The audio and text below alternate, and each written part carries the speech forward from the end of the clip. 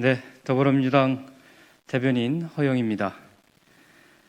슈퍼 목요일이네요. 오늘 논평안이 굉장히 많습니다. 언론인 여러분들 수고에 진심으로 감사의 말씀을 드립니다. 시작하겠습니다. 올해 안에 반드시 공수처를 출범시키겠습니다. 어제 어렵게 출범한 공수처장 후보 추천위원회가 사실상 종료되었습니다. 국민의힘의 목리로 아무런 결과도 얻지 못했습니다. 깊은 유감을 표하며 야당 추천위원들의 행태에 분노합니다.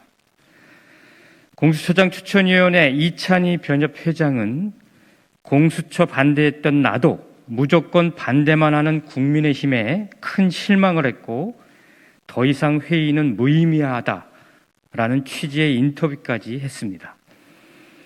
비토권을 악용하고 무조건 반대에만 집중한 국민의힘 추천위원들의 무책임함은 공분을 살 것입니다.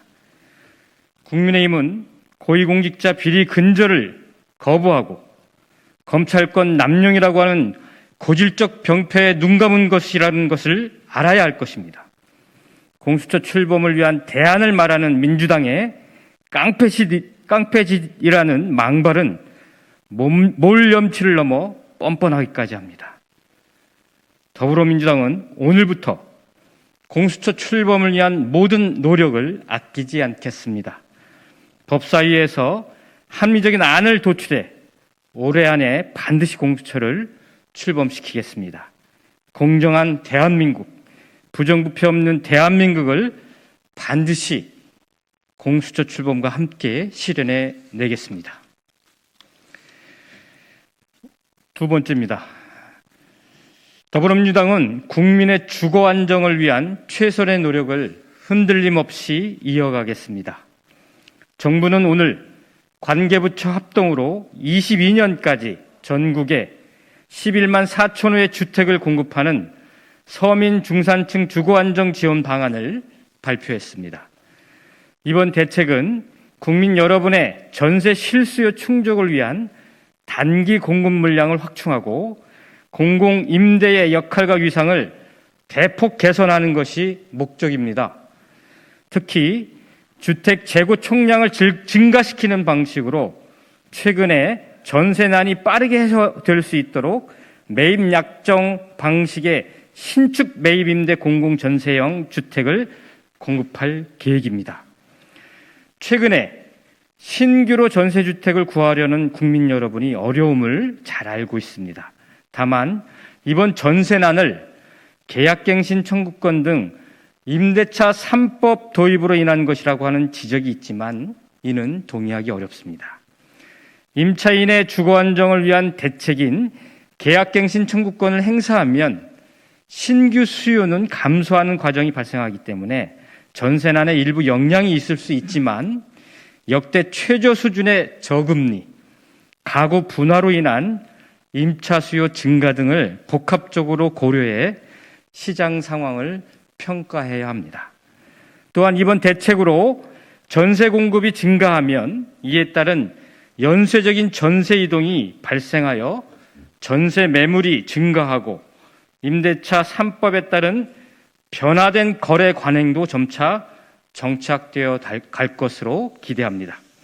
궁극적으로 임차인의 안심 거주 기간이 늘어나는 등 임차인의 주거 환경이 개선될 것으로 기대합니다. 부동산 정책은 우리나라 거의 모든 문제가 집약되어 이해관계가 얽히고 설킨 어렵고 복잡한 영역입니다.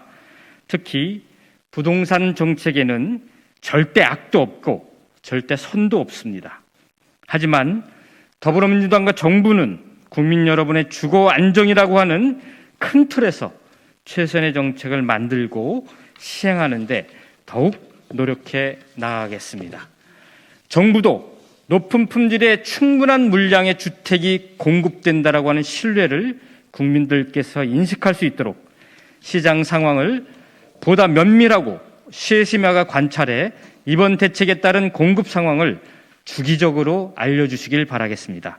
나아가 서민 주거 안정이라는 시대적 과제가 잘 이행될 수 있도록 현실감 있는 정책들을 검토해 주길 당부합니다.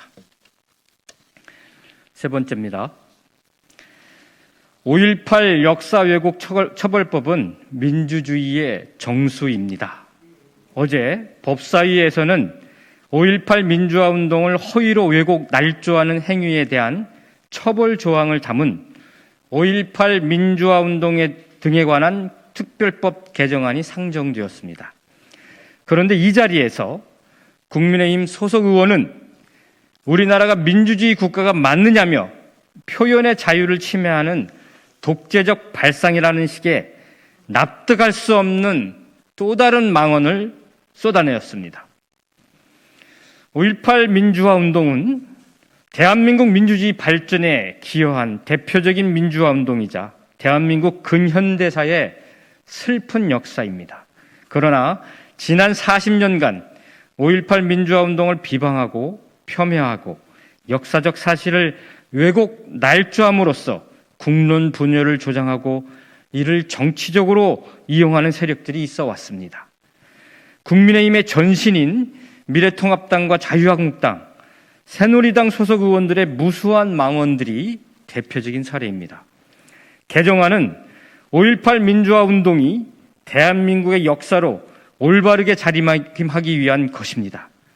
민주주의에는 표현의 자유가 있지만 국가 권력에 의한 인권 침해를 옹호하고 역사적 사실을 왜곡하는 것까지 민주주의가 보호할 수 없습니다. 지난 8월 국민의힘 김종인 비대위원장은 광주 5.18 묘역 앞에 무릎을 꿇고 그간의 망언에 대해 엄중한 회초리를 들지 못했다며 유가족과 국민들께 사죄하였습니다. 정운천 국민통합위원장도 광주를 찾아 5.18 역사 왜곡 처벌 특별법이 통과되도록 협조하겠다며 5월 단체에게 약속했습니다. 이제는 그 약속을 이행할 차례입니다. 이것만이 그간의 과오를 씻을 수 있는 유일한 길임을 명심하기 바랍니다. 마지막으로 네 번째입니다. 모든 아이들이 건강하고 행복한 나라를 위해 최선을 다하겠습니다. 오늘 19일은 세계 아동학대 예방의 날이고 오는 25일까지 아동학대 예방 주간입니다.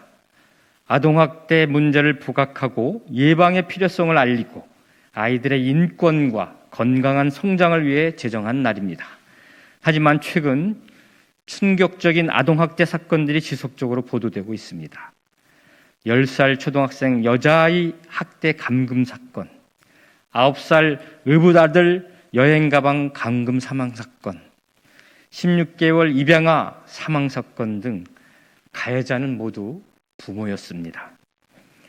보건복지부의 아동학대 연차 보고서에 의하면 학대 가해자 10명 중 7명은 부모이며 분리조치되는 경우는 13.4%밖에 되지 않아 재발 위험성이 아주 높습니다.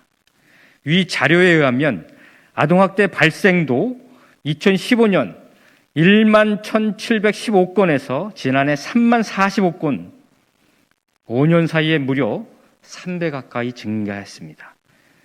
또한 최근 5년 동안 학대로 사망한 아이가 160여 명이나 됩니다. 아동학대법을 강화해달라는 청와대 국민청원에 20만 명 이상이 동의하고 있습니다. 아이들을 지켜주지 못해 참으로 애통하고 미안하고 참담합니다. 특단의 대책이 필요합니다. 지난달 부모에게 주어진 징계권 조항을 62년 만에 삭제해 아동학대 처벌을 강화하는 민법 일부 개정안이 국무회의를 통과해 국회에 제출되었습니다. 조속히 통과시켜야 합니다. 더불어민주당은 학대 부모와 아동을 즉각적으로 분리시킬 수 있도록 법적 근거도 신속히 마련하겠습니다. 예방대책은 물론 피해 아동에 대한 치유 및 재발 방지 제도도 철저하게 점검하고 완비해 나가겠습니다. 아이를 키우는 데는 늘 온 마을이 필요하다고 합니다. 아이를 지키고 건강하게 키우기 위해서는 온 마을의 관심과 보호, 국가의 책임이 필요합니다. 아이들은 대한민국의 미래이고 희망입니다. 더불어민주당은 아이들이 건강하고 행복한 나라를 위해 최선을 다하겠습니다. 고맙습니다.